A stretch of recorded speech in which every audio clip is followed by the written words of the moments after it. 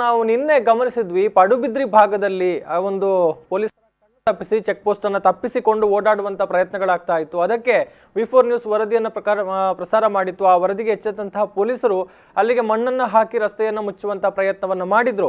ಅಷ್ಟಿದ್ರೂ ಕೂಡ ಆ ಮೂಲಕ ಒಂದು ಅಕ್ರಮವಾಗಿ ತೆರಳುವಂತಹ ವಿಚಾರಗಳು ಇನ್ನೂ ಕೂಡ ಕಡಿಮೆಯಾಗಿಲ್ಲ.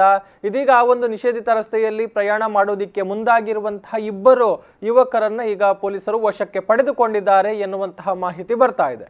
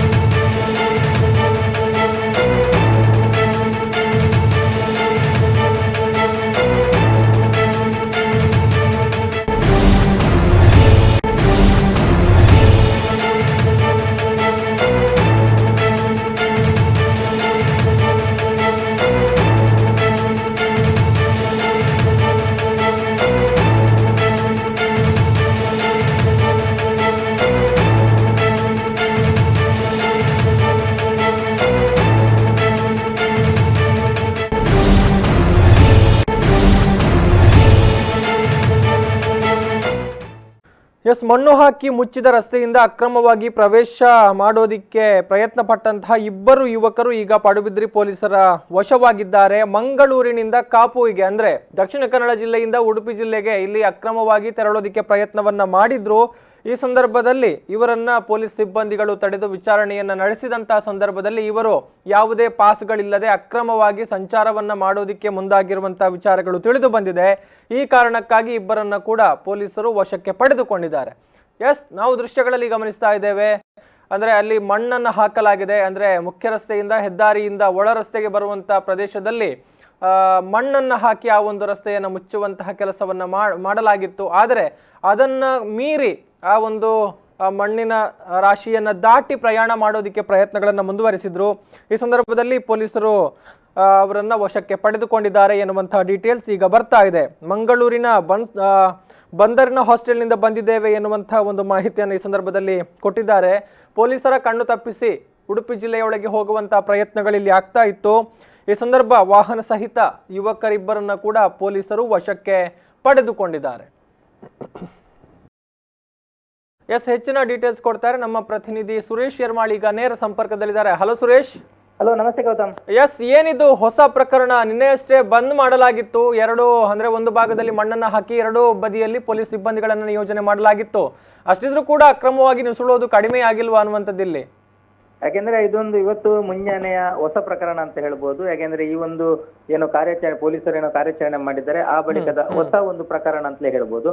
ಯಾಕೆಂದ್ರೆ ಪಕ್ಕದಲ್ಲಿ ಏನೋ ಒಂದಿಬ್ರು ಮಹಿಳೆಯರು ಒಳಗಿಂದ ಬರುವುದಂತ ನೋಡಿದ್ರು. ಅದಕ್ಕಾಗಿ ಆ ಮುಂದೆ ಹೋಗಿ ಅಲ್ಲಿ ಕರ್ತವ್ಯದಲ್ಲಿದ್ದ ಪೊಲೀಸರು ಹೋಗಿ ಮುಂದೆ ಹೋಗಿ ಅವರಲ್ಲಿ ಮಾತನಾಡುತ್ತಿರುವ ವೇಳೆ ಇಲ್ಲಿಗೆ ಬಂದಂತ ಏನು ಇಬ್ರು ಬೈಕ್ ಸವಾರರು ನೇರವಾಗಿ ಯಾರು ಇಲ್ಲದನ್ನು ಗಮನಿಸಿ ಮಣ್ಣಿಂದ ಯಾಕೆಂದ್ರೆ ಸ್ಕೂಟರ್ ಅನ್ನ ಎಳ್ಕೊಂಡು ಮುಂದೆ ಹೋಗಿದ್ದಾರೆ.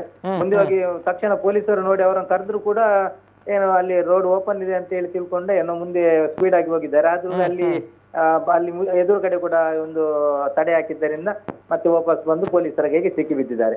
ಸಿಕ್ಕಿ ಬಿದ್ದ ತಕ್ಷಣ ಅವರ ಎಲ್ಲ ಪೂರಕ ದಾಖಲೆಗಳನ್ನು ಕೇಳುವಾಗ ಅವರ ಹೆಸರಲ್ಲಿ ಯಾವುದು ಇಲ್ಲ. ಅವರ ಹೇಳ್ತಾರೆ, ನಾನು ಬಂದರಿನಿಂದ ಬಂದಿದ್ದೇನೆ, ಹಾಸ್ಟೆಲ್ನಿಂದ ಬಂದಿದ್ದೇನೆ ಅಂತ ಹೇಳ್ತಾರೆ. ಯಾಕೆಂದ್ರೆ ಯಾವುದು ಮುಸ್ಲಿಂ ಒಂದು ಹಾಸ್ಟೆಲ್ನಿಂದ ನಾವು ಬಂದಿದ್ದೇವೆ, ಅಲ್ಲಿಂದ ಮತ್ತೆ ಕಾಪುಗೆ ಹೋಗ್ತಿದ್ದೇವೆ ನಾವು ಅಂತ ಎಲ್ಲ ಹೇಳ್ತಿದ್ದಾರೆ. ಆದ್ರೆ ಪೂರಕವಾಗಿ ಯಾವುದೇ ಸ್ಕೂಟರ್ನ ದಾಖಲೆಗಳಿದ್ರು ಕೂಡ ಇಬ್ಬರಿಗೂ ಕೂಡ ಒಂದು 18 ವರ್ಷದ ಯುವಕ ಮತ್ತೊಬ್ರು 20 ವರ್ಷದ ಯುವಕ, ಅವರಿಬ್ಬರಲ್ಲಿ ಕೂಡ ಯಾವುದೇ ಒಂದು ವಾಹನ ಚಲಾವಣೆ ಪರವಾನಗಿ ಕೂಡ ಇರಲಿಲ್ಲ. ಆ ಬಳಿಕ ಸ್ಥಳಕ್ಕೆ ಬಂದಂತ ಪೊಲೀಸರು ಅವರನ್ನ ವಶಕ್ಕೆ ಪಡ್ಕೊಂಡಿದ್ದಾರೆ. ಆ ಬಳಿಕ ಇಲ್ಲಿ ಠಾಣಾಧಿಕಾರಿ SI ಸುಬ್ಬಣ್ಣವರು ಬಂದು ಅವರನ್ನ ವಿಚಾರಣೆ ನಡೆಸಿ ಆ ಬಳಿಕ ವಾಹನವನ್ನ ವಶಕ್ಕೆ ಪಡ್ಕೊಂಡಿದ್ದಾರೆ. ಇನ್ನು ಲಾಕ್ ಡೌನ್ ಮುಗಿಯುವವರೆಗೆ ಅವರಿಗೆ ಆ ವಾಹನವನ್ನು ಕೊಡುವುದಿಲ್ಲ ಅಂತ ಅವರಿಗೆ ಇದು ಮಾಡಿದ್ದಾರೆ. ಮತ್ತೆ ಕೊನೆಗೆ ಅವರನ್ನ ಯಾಕಂದ್ರೆ ನೀವು ವಾಪಸ್ ಹೋಗಿ ಅಂತ ಮರಳಿ ಅವರನ್ನ ಆರೋಪಿಗಳನ್ನ ಏನು ಅಲ್ಲಿ ಏನು ಒಂದು ತಡೆಬೇಲಿಯನ್ನು ದಾಟಿ ಮುಂದೆ ಹೋದವರ ಇಬ್ಬರು ಯುವಕರನ್ನು ಮಂಗಳೂರಿಗೆ ವಾಪಸ್ ಕಳಿಸಿದ್ದಾರೆ ಗೌತಮ್. ಓಕೆ, ಅಂದ್ರೆ ಯಾವ ಕಾರಣಕ್ಕಾಗಿ ಹೋಗ್ತಾ ಇದ್ರು ಈ ಬಗ್ಗೆ ಏನಾದ್ರೂ ಡೀಟೇಲ್ಸ್ ಈಗ ಸಿಗ್ತಾ ಇದೆಯಾ? ಅಂದ್ರೆ ಮನೆಗೆ ವಾಪಸ್ ಹೋಗ್ತಾ ಇದ್ರು ಅಥವಾ ಸುಳ್ಳು ಹೇಳಿಕೊಂಡು ತಿರುಗಾಡುವಂತ ಪ್ರಯತ್ನಗಳಲ್ಲಿ ಆಗ್ತಾ ಇತ್ತಾ ಏನು ಅನ್ನುವಂಥದ್ದು? ಅದೇ ಅವರ ಬ್ಯಾಗ್ ಅಲ್ಲಿ ನೋಡುವಾಗ ಅವರಿಗೆ ಅವರ ಬಟ್ಟೆ ಬರೆಗಳಿತ್ತು, ಆಮೇಲೆ ಮೀನಿತ್ತು, ಮನೆಗೆ ಹೋಗುದಂತ ಹೇಳ್ತಾರೆ. ಆದ್ರೆ ಇಂಥ ಪರಿಸ್ಥಿತಿಯಲ್ಲಿ ಮಂಗಳೂರಿನಲ್ಲಿ ಎಲ್ಲ ಅನುಭವ ಇರ್ಬೇಕು ಅವರಿಗಿತ್ತು. ಯಾಕೆಂದ್ರೆ ಇಂಥ ಸಮಸ್ಯೆ ಇರುವಾಗ ಅವರು ಹೋಗುವಂತದ್ದು ಸರಿಯಲ್ಲ. ಆದ್ರೂ ಕೂಡ ಒಂದು ಯಾಕಂದ್ರೆ ಯಾವುದೇ ಪಾಸ್ ಇಲ್ಲದೆ ಗಾಡಿಯಲ್ಲಿ ಅವರಿಗೆ ವಾಹನ ಪರವಾನಗಿ ಕೂಡ ಇಲ್ಲದೆ ಅವರು ಹೋಗುವಂತದ್ದು ಇದೊಂದು ಕಾನೂನನ್ನು ಮೀರಿ ವರ್ತನೆ ಸರಿಯಲ್ಲ ಎಂಬುದಾಗಿ ಕೂಡ ನಾವ್ ಹೇಳ್ಬೋದು. ಮತ್ತೊಂದು ಯಾಕೆಂದ್ರೆ ಅವರು ಮನೆಗೆ ಹೋಗುವಂತದ್ದು ಸತ್ಯವೇ ಇರ್ಬೋದು, ಆದ್ರೆ ಹೋದ ವೇ ಅವರು ಏನು ಅಕ್ರಮವಾಗಿ ಪ್ರವೇಶ ಮಾಡಿದ್ದಾರೆ ಮಂಗಳೂರು ಜಿಲ್ಲೆಯಿಂದ ಉಡುಪಿ ಜಿಲ್ಲೆಗೆ, ಅದು ತಪ್ಪು. ಅದು ಒಂದದೇ ತಪ್ಪು. ಮತ್ತೆ ಒಂದು ಯಾಕಂದ್ರೆ ಮಣ್ಣು ಹಾಕಿದ್ರು ಕೂಡ ಅದನ್ನು ಎತ್ತಿ ಆ ಸ್ಕೂಟರ್ ಅನ್ನು ಎತ್ತಿಕೊಂಡು ಹೋಗಿ ಆ ಕಡೆಗೆ ಒಂದು ಹಾಕಿ ಅದನ್ನು ಅವರು ಕಾನೂನು ಮೀರಿ ವರ್ತಿಸಿದ್ದು ಮತ್ತು ಕೂಡ ತಪ್ಪಾಗಿದೆ. ಹಾಗೆ ಕೊನೆಗಳಿಗೆ ಇಲ್ಲದೆ ಪೊಲೀಸರು ಬಂದು ವಾಹನವನ್ನ ಸೀಸ್ ಮಾಡಿದ್ದಾರೆ. ಈಗ ಅವರನ್ನ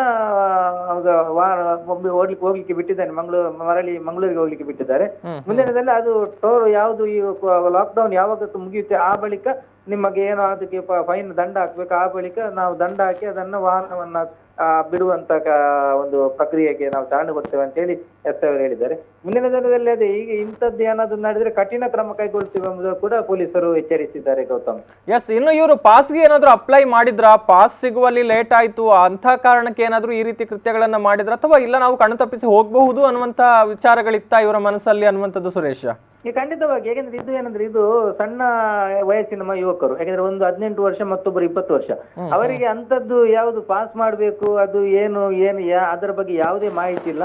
ಏಕಾಏಕಿ ನಾವು ಗಮನಿಸಿದ ಹಾಗೆ ಇವರು ಈ ಹಿಂದೆ ಕೂಡ ಯಾಕಂದ್ರೆ ಇವತ್ತು ನಿನ್ನೆ ಅಲ್ಲಿ ಮುಚ್ಚಿ ಅದನ್ನು ಸಮಸ್ಯೆ ಆಗಿರ್ಬೋದು ಅವರಿಗೆ. ಇಲ್ಲಾಂದ್ರೆ ಈ ಮೊದಲು ಅವರು ಬಂದಾಗಿ ಕಾಣ್ತಾರೆ. ಯಾಕಂದ್ರೆ ಅಲ್ಲಿ ಆ ಒಂದು ಜಾಗದಲ್ಲಿ ಅವರು ಆ ಒಂದು ರಸ್ತೆಯಲ್ಲಿ ಹೋಗ್ತಾ ಬರ್ತಾ ಇದ್ರಿಂದ ಈ ಒಂದು ಅವರಿಗೆ ಅಷ್ಟು ಸುಲಭವಾಗಿ ಇದೊಂದು ರೋಡ್ ಇದೆ ಅಂತ ಗೊತ್ತಾಗಿರ್ಬೇಕು. ಅದರಿಂದಾಗಿ ಅವರು ನೇರವಾಗಿ ಬಂದಿರುವಂತಹ ಸಾಧ್ಯತೆ ಇದೆ ಗೌತಮ್. ಯಾಕಂದ್ರೆ ಅವರು ಯಾವುದೇ ರೀತಿಯಲ್ಲಿ ಪಾಸಿಗೆ ಅಪ್ಲೈ ಮಾಡಿಲ್ಲ, ನೇರವಾಗಿ ಅವರು ಆ ಕಳ್ಳದಾರಿಯಲ್ಲಿ ಹೋಗುವಂತದ್ದು ಒಂದು ಇದಕ್ಕೆ ಮುಂದಾಗಿದ್ದಾರೆ. ಹಾಗಿದ್ರೆ ಇನ್ನೊಂದು ಆತಂಕಕಾರಿ ವಿಷಯ ಏನಂದ್ರೆ ಈ ಮತ್ತೊಂದು ಏನಂದ್ರೆ ಇಲ್ಲಿ ಏನು ಟೋಲ್ ಗೇಟ್ ಏನಿದೆ ಅದರ ಪಕ್ಕದಲ್ಲಿರುವಂತಹ ರಸ್ತೆಯಲ್ಲಿ ಮತ್ತೊಂದು ಕಳ್ಳದಾರಿ ಇದೆ ಎಂಬುದಾಗಿ ಇವತ್ತು ಬೆಳಕಿಗೆ ಬಂದಂತದ್ದು. ಅದು ಕೂಡ ಈ ಇದರಲ್ಲಿ ಪೊಲೀಸರ ಗಮನಕ್ಕೆ ತರಲಾಗಿದೆ. ಅವರು ಮುಂದೆ ಯಾವ ರೀತಿಯಲ್ಲಿ ಅದಕ್ಕೆ ಕ್ರಮ ಕೈಗೊಳ್ತಾರೆ ಎಂಬುದು ಕಾದು ನೋಡ್ಬೇಕಾಗಿದೆ ಗೌತಮ್. ಎಸ್, ಅಂದ್ರೆ ಮುಖ್ಯವಾಗಿ ಬಹುಶಃ ಈ ಹಿಂದೆ ನಿರಂತರವಾಗಿ ನಡೀತಾ ಇತ್ತು ಈ ರೀತಿಯ ಚಟುವಟಿಕೆಗಳು, ಅಕ್ರಮವಾಗಿ ತೆರಳುವಂತದ್ದು. ಸೊ ಇದೀಗ ಅಲ್ಲಿ ಬಂದ್ ಮಾಡಿರುವಂತ ಕಾರಣ ಬೆಳಕಿಗೆ ಬರ್ತಾ ಇದೆ ಈ ಹಿಂದೆ ನಡೀತಾ ಇದ್ದಂತ ಪ್ರಕರಣ. ಯಾಕಂದ್ರೆ ಒಂದು ದಾರಿ ಮುಚ್ಚಿದ್ದರಿಂದ ಮತ್ತೊಂದು ದಾರಿಯನ್ನ ಆ ಭಾಗದವರು ಯಾಕಂದ್ರೆ ಮುಖ್ಯವಾಗಿ ಸ್ಥಳೀಯರೇ ಬಳಸುವಂತದ್ದು. ಯಾಕಂದ್ರೆ ಅದು ದೂರದೂರಿನವರಿಗೆ ಆ ಬಗ್ಗೆ ಆ ರಸ್ತೆಯ ಬಗ್ಗೆ ಮಾಹಿತಿ ಇರ್ಲಿಕ್ಕಿಲ್ಲ. ಯಾಕಂದ್ರೆ ಇದನ್ನು ಸ್ಥಳೀಯರು ಬಳಸ್ಕೊಂಡಿದ್ದು ಈಗ ಆ ಒಂದು ದಾರಿಯಾಗಿ ಹೆಚ್ಚಿನವರು ಹೋಗ್ತಿರುವಂತ ಬಗ್ಗೆ ಮಾಹಿತಿ ಲಭ್ಯವಾಗಿದೆ. ಈ ಬಗ್ಗೆ ನಾವು ಪೊಲೀಸರು ಕಾರ್ಯಾಚರಣೆ ಮಾಡದಿದ್ರೆ ಆ ಬಗ್ಗೆ ಕೂಡ ನಾವು ಸಮಗ್ರ ವರದಿ ಮಾಡಿ ಈ ಬಗ್ಗೆ ಒಂದು ಮೇಲಾಧಿಕಾರಿಗಳ ಗಮನ ಸೆಳೆಯುವಂತದ್ದು ನಾವು ಮಾಡ್ಬೇಕಾದಂತ ಅವಶ್ಯಕತೆ ಇದೆ ಗೌತಮ್. ಎಸ್, ಖಂಡಿತವಾಗ್ಲೂ ಸುರೇಶ್. ಥ್ಯಾಂಕ್ ಯು ತಮ್ಮೆಲ್ಲ ಮಾಹಿತಿಗಾಗಿ.